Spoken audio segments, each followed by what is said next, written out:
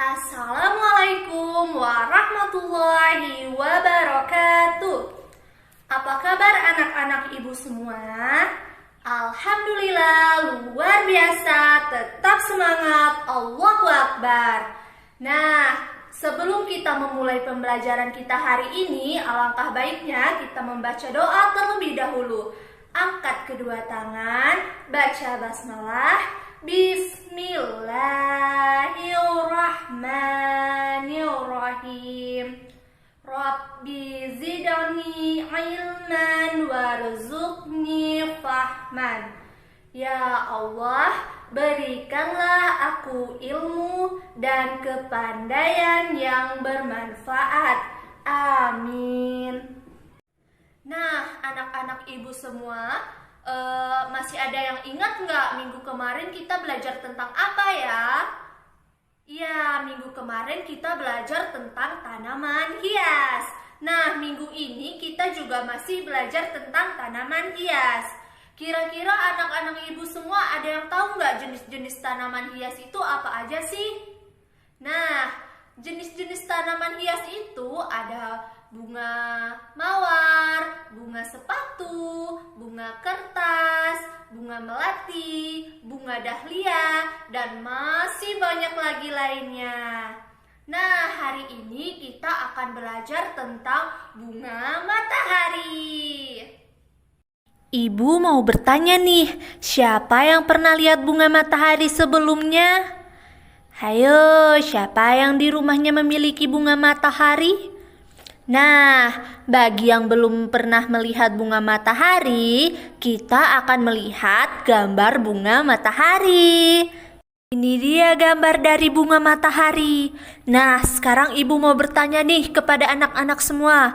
Ada yang tahu nggak sih, siapa sih yang menciptakan bunga matahari itu? Iya, yang menciptakan bunga matahari adalah Allah. Jadi semua tumbuhan dan bunga-bunga yang ada di bumi ini yang menciptakan adalah Allah. Nah, sekarang ibu minta kepada anak-anak untuk mendengarkan penjelasan dari ibu ya. Jadi bunga matahari itu termasuk ke dalam jenis tanaman yang lunak batangnya, karena bunga matahari tidak membentuk kayu. Nah, bunga matahari juga memiliki perilaku khas loh. Apa sih perilaku khas dari bunga matahari? Perilaku khas dari bunga matahari adalah bunganya selalu menghadap atau condong ke arah matahari. Yang menariknya lagi adalah buah bunga matahari sering disebut sebagai biji bunga matahari. Siapa yang pernah lihat biji bunga matahari? Iya, hebat semuanya. Biji bunga matahari karena memiliki ciri buah yang kering, berdinding agak keras, dan sulit dibedakan dengan biji sesungguhnya. Padahal biji asli bunga matahari itu berada di dalam, terhalang oleh buah yang mirip tempurung. Dan bunga matahari ini juga memiliki manfaat dan fungsi yang banyak. Salah satunya adalah bunga matahari menjadi kuaci dengan cara dipanen bijinya untuk digunakan sebagai bahan makanan kecil. Nah, di sini anak-anak ibu pernah lihat kuaci atau pernah makan kuaci belum ya? Hayo, siapa yang udah pernah makan kuaci? Iya, bagus semuanya, udah pinter-pinter ya. Nah, manfaat yang kedua adalah bunga yang menjadi pakan ternak. Sebenarnya yang menjadi pakan ternak itu hanya daunnya saja loh.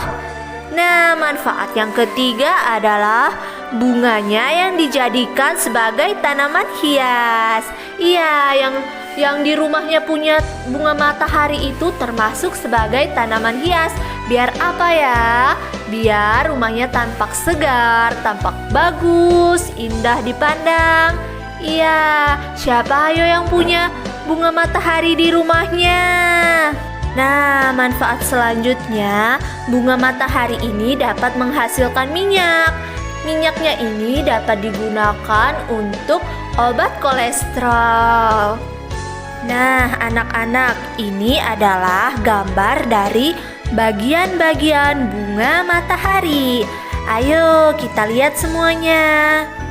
Jadi di sini ada beberapa bagian dari bunga matahari. Nah, yang ini disebut sebagai tangkai. Di atas tangkai terdapat kelopak bunga matahari.